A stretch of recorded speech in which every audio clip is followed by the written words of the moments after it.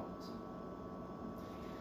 I would like to ask you to reflect back to a point in time, to a special point in time. And I would like you to think back to January 2020. Okay?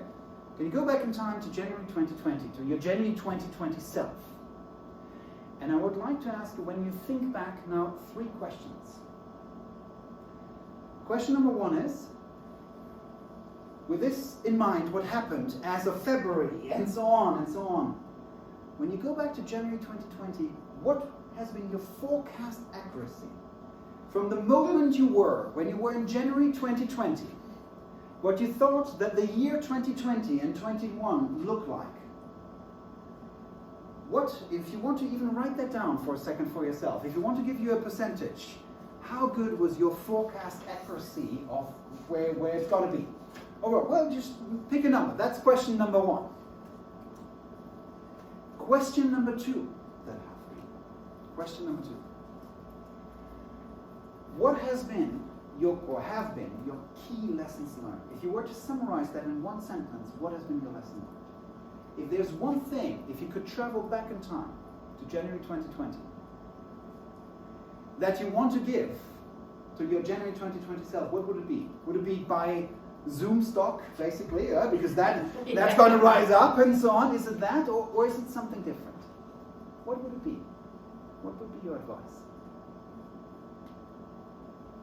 And the last one, who has been the best leader? Or otherwise you can say the most impressive individual that you have experienced in the past 20 months, excluding yourself. Who was it? Who impressed you the most? That could be a public figure leader, but even better, it would be somebody you really know close by, because otherwise it's always a persona and something that we could have. Who's been the best leader, the best individual that impressed you the most in the past 20 months? And write that down. 3 questions that I think are very powerful at the stage of where we're in. Because the answers to these questions and maybe some thoughts around these questions will hopefully enable us also for the time in the future. Not only when COVID, Corona and so on will be there, but also maybe when other unknowns will rise. For an unknown future, and the future that is definitely unknown as well. So the answer to these questions are quite important and quite powerful. Now, I've been asking this and I've been studying this for the past 20 months quite intensely. And I want to share with you some of the lessons learned from the various answers from the various individuals and so on that I've analyzed. And I want to share with you some of the strategies that I've seen that really makes successful and makes maybe you answer that question of that individual that you have seen. And there's many things, and many things that have been out there that are important, around empathy, around caring and so on. But one thing really stood out, especially for the most impressive individuals that I've seen, especially around the most impressive leaders. Yes, they cared a lot, that is one element, but especially there was one thing. And that was the difference between reactive versus proactive leaders. And that might seem obvious, like, but I think we have seen a lot of difference in organizations, in individuals, in states, and in other areas. We have seen sometimes people who were proactive, sometimes people were reactive. And one of the key things, one of the secrets of success, I think, is in proactive leadership for ourselves, maybe for the individuals we care about, but also maybe if we're in charge of organizations, projects, different things. So let's look at proactive leadership, because that is the one that prepares for the unknown. And I think we can learn a little bit about this. So I have shared with you a couple of principles for this, and I want to especially zoom in on 3 different aspects of proactive leadership, proactive thinking that prepares for the unknown. The first one is to think in what I would call first principles. Think in first principles. What is think in first principles? Well, that comes back to the question of that forecast accuracy. Maybe some of you say, well, 100% I focus everything there.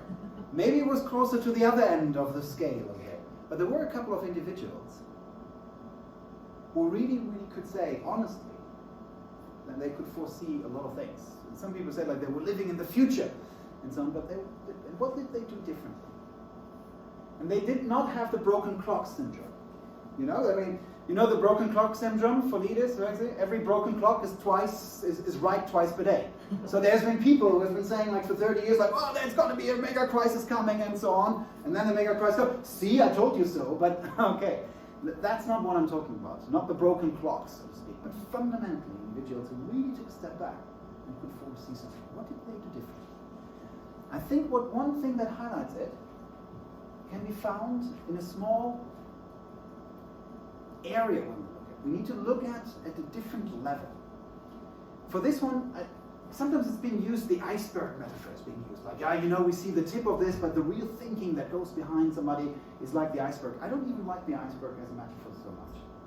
It's more like a stool, I think. Because the iceberg, we know, okay, there's something in between, but with some individuals, something there's there, and if you don't look carefully, you don't see it, so to speak. But it's really like the absolute foundation of their thinking. So let's explore that together. What is that need and what is that root cause of first principles? I want to give you a simple math question. This is not a math test, so to speak, so just answer what comes to mind here. I want to give you a simple, don't shout the answer, just for yourself. Solve carefully this equation here. And hopefully you can see that's 230 minus, and then what's the rest is here. 120. No. Okay. I show you now a sentence. Okay?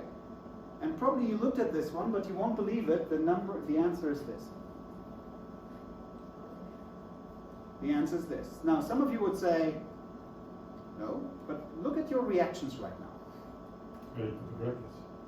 Sorry? It's where you put the brackets. I don't see any brackets. No, but depending where you put the brackets. No. The exclamation mark is a mathematical symbol. Okay. So, who of you said, okay, yeah, it's 5 here, that's right. Yeah, okay. Yeah. Okay, that's right. So some of you said this. Okay. Some of you said, no, there's mathematical brackets, and no, it's 120. It's 120. But reflect on your thoughts as well, if you were this in 120. When I shared with you that this is the answer, and this is that this is the correct answer here. Because that answer here is also correct. And why is what? This shit? No. Well, let me know your thinking. It would be good. I read the formula backwards. Okay. Backwards, right? But your answer is also right. Yeah. But that answer is also Depending where right. your mental brackets are. But the funny thing is, when we did this, and especially you do that on social media, post that question, you will get furious results. You will get people who get stuck at what are called level 2 thinking. When they put this answer out, they want to put this answer out. People are like, nah, it's 120. No, this is the answer here. Come on, you're a bit stupid, right? Because this is what happens. Like, there's 3 levels to this answer. Level 1 is, and again, without going on, what you had is like, well, what this question here, so, well, easy, so it's 230 minus 220 is 10, minus it times 5, it's 5 here, so yeah, the answer is 5. That's level 1. Level 2 is people go like, oh no, I paid attention in math. You have to look at multiplication before this. So it's 220 times 0.4, which is 110, minus 230, so 120 is the answer. These fools will think 5. But then, of course, this is also correct.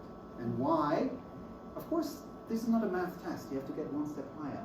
But many people disregarded this and said it at the beginning, and especially if somebody points it out here, this is right, it's like, nah, you can't be stuck in level 2 thinking. Because level 3 thinking can also be, because this is called this is a mathematical symbol here, which is called the factorial combination, which always combines it before. It's 1 times 2 times 3 times 4 times 5. It's 120, so both are right. And that is for me. Yeah, you don't have to have the math test, and you don't have to know this. But the thing is, make your reaction when I put this forward and said the answer is 5, and you said no, it's 120. The issue then can come that you're stuck in level 2 thinking, and which we all are from time to time. You say like, no, I know the answer, it's very easy, but maybe there are other equations and so on in place that really disconnect yourself from this, and really that disconnects yourself from seeing a different answer and a different possibility as well. And I think fundamentally, what I've seen also the greatest individuals for the past 20 months is people who could think beyond that. Because just imagine, this is what I call level 1, 2, 3 thinking, it's a little bit of break here. Just imagine your whole thinking and your whole edifice, your whole mental model of the world, so to speak, is based on that level 2 thinking, like a Jenga tower. If things get far away, sometimes it breaks apart. I say, you think like, oh, it doesn't make any sense anymore. But what we have to do is to shift a bit towards level 3 thinking. There doesn't also be to be a contrarian all the time. That does not that mean. I like what Naval Ravikant says here. A contrarian isn't one who always objects. Somebody who always objects to everything, that's also conformist. That person just objects all the time. But instead, a contrarian reasons independently from the ground up and resists pressure to conform. That is what also thinking in first principles is all about. How can we do that? How can we put that into practice? But how? A couple of strategies for this. One thing that we can go is to in two directions that are both very powerful. Two very simple questions. Like whenever we have a problem, something in mind, something forward, think first time 5 times why. Which is a very powerful question. Why does that happen there? Why does that happen there? And then from there, go into 5 times what if. What if that were different? 5 times why is a well-known question from lean manufacturing that can be a great tool to push us into very deep thinking. Lean manufacturing. Why did the forklift break down? Well, because the tire was broken. Okay, why was the tire broken? Well, because it was old. That question. Well, why was it old? Because it was old. No, why was it old? Because it was on there for quite some time. Well, why was it on there for quite some time? Well, because it was on there, nobody changed it. Okay, why did nobody change it? I don't know, nobody looked into it.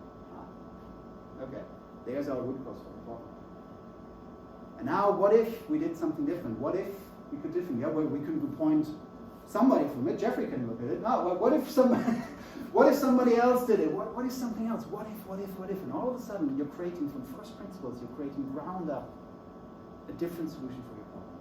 And that thinking, also with different areas, it requires like deep training, but fundamentally, with our first reaction to, oh yeah, I know everything, like going into level 3 thinking and reflecting on this one can be very powerful.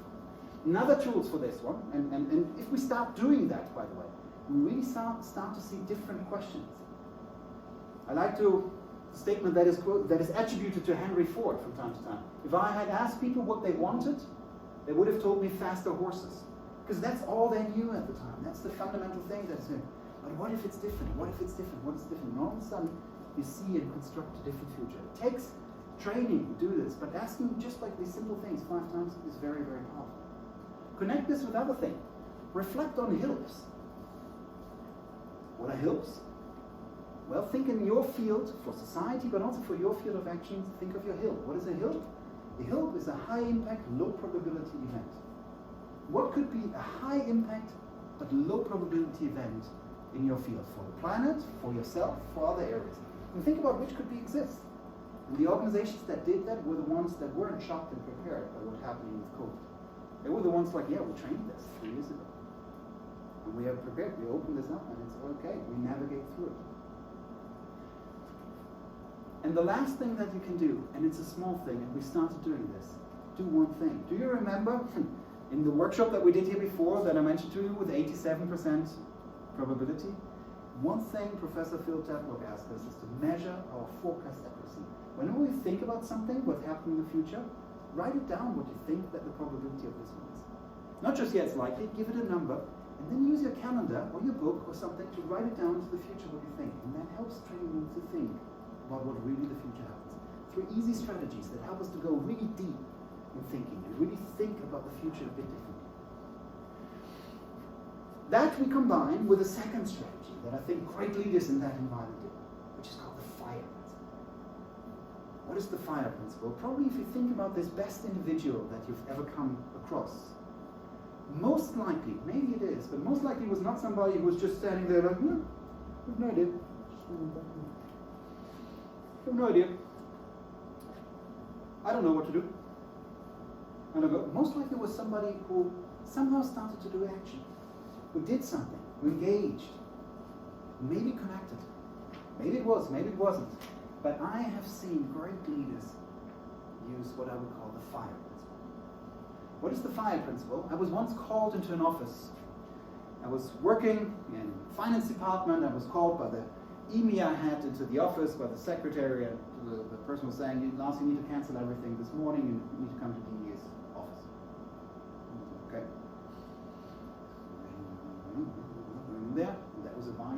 very wise individual, and he said, Lars, you're probably wondering why you're here. I said, yes, indeed. It's because of the fire principle. Okay? What's the fire principle? Well, you know, I received this message this morning for the total globe, basically some pictures, some analysis, and our region here is really not reflected correctly. It's not right. I don't know where it's come from, it's not right. We have two choices now. We just say, we do our day and we just do what we were planning to do, and then somehow we'll correct this. But then most likely what will happen is that we'll travel and people will discuss and so on, we'll be catching up, or we cancel everything, that's what I asked you, that's what I did, and we apply the fire principle. What's the fire principle? Fire principle is extinguish the fire while it's still small, because then it's manageable. Step into the action based on your deep thinking very fast, because then it's still small. Or a bit more radical, how one of the people who truly and honestly can say that he has, and there's actually this book on this thinking, Move Forward, which is Nassim Taleb, and his work on Black Swans, has really said, like, if you have to panic, then panic early. If you have to panic, panic early on, because that is the application. And that is, I think, another key principle of people who have navigated this quite powerfully, do and apply. And maybe one of the lessons learned that I've written down on that question that I asked myself. And then we combine that to the third one, which is rapid direction setting. That might be quite a statement. And actually, what we're in, probably what nobody mentioned so far in my analysis, who has been the most impressive individual over the past month, was not something like, wow, I had this individual, and when he or she was running around like a headless chicken, like, what should we do now? What should we do now? Oh, that was so great. Like the confusion that it created. Oh, that was inspiring, and we really loved that. That was great. Probably not. Probably those people who somehow also think like, okay, let's find a direction forward. Let's create that little North Star around. As the famous baseball great and sports philosopher Yogi Berra once said, if you don't know where you're going, you'll end up someplace else. If you don't know where you're going, you end up someplace else. There's deep wisdom, by the way, in that statement, in that sentence. There's just one problem in situations like the 2020 situation. Where we're going, we're operating in kind of like foggy situation. We're navigating on sight. So what do? On the one hand, we could say like, well, let's make that great direction and so on forward and set everything and so on. Or you could say like, well, nobody knows anything, so well, let's go with the flow. And both are not powerful. Both are not good. Yeah? Sometimes you have this in these extremes of strategy. For those of you who work in organizations and so on, you see that. The extremes is sometimes people go like, yeah, let's set the direction, let's spend 5 months on it, let's create a PowerPoint deck that does it all, and now we have the direction set and everybody has read the 500 PowerPoint pages. That's our strategy. And very often the excitement is again similar here. So it's like, oh God, I have no idea where I'm going. The other extremes, and sometimes you see that also in corporations, that people go like, yeah, go do it. Or sometimes also in non-COVID situations like, yeah, sell more. Make it happen. It's like, great, that's a great direction. Honestly, like one thing, I came once back, somebody came back from a strategy meeting where they spent like two days on the strategy meeting, said like, Lars, you won't believe our new strategy. Okay, what is it? Sell more, spend less. I was like, that's helpful. Now I know what to do, and I didn't think about that before, so to speak. That's the other extreme. It doesn't really help you set any direction. So what's the middle ground in between these two? Something that I call rapid strategy creation. And some of the best individuals that I've seen lead through organizations and organizational change, in that, especially in that difficult time now, are able to do that in that sweet spot to set the direction if you don't know where you're going, but in a very, very fast way. And here's a very practical way that you can do that as well. Just fill in the blanks of 6 questions and 6 statements. What are these 6 statements? Our vision in a tweet, try to do in 140 characters or less, where do you want to do? And take it forward. Then say, what is the 1 or 2 key goals? What is the one thing, the one measurable thing that you want to achieve? Combine this as what are we focusing on? We're focusing on which field, which geography, area, and so on. What not? As Steve Jobs famously said, the success of Apple was that we were able to say no to 1,000 things. What is it that we're not doing specifically and communicate that? And we will do this to achieve that direction. What are we now doing, basically? Here's where we're focusing. What are we now doing? And the one thing that we will do tomorrow is this. And if you do that, which you can do yourself pretty fast, but also together with your organization, with your team, in a very fast way, you create something which I would call rapid creation, rapid direction setting. Small things, small directions. So the secret of success in the new normal and beyond is again this: be proactive. Whatever you lead, yourself, maybe your organization, maybe your team, your initiative, your cause, your thinking, and again, yourself as well.